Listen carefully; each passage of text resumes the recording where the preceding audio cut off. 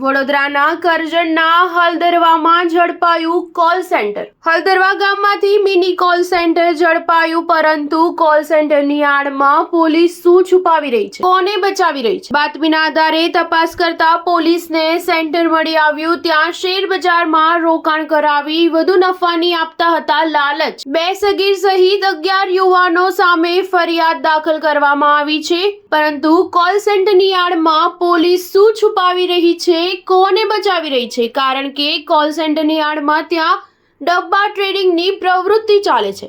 Share માર્કેટમાં પ્રોફિટની લાલચ આપી નક્કી કરેલ બેંક એકાઉન્ટમાં શેર બજારમાં ઇન્વેસ્ટના નામે લોકો પાસે પૈસા ટ્રાન્સફર કરાવી એ પૈસા અન્ય એકાઉન્ટમાં તથા સેલ્ફ તેમજ એટીએમથી મેળવી લઈ છેતરપિંડી કરતા હોય છે।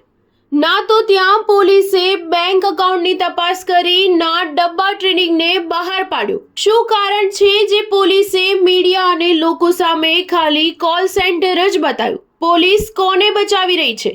શું આ ટ્રેડિંગમાં પોલીસની પણ મિલીભગત હશે કે શું? સ્ટાર ન્યૂઝ 7 હંમેશા સચ્ચાઈની સાથે।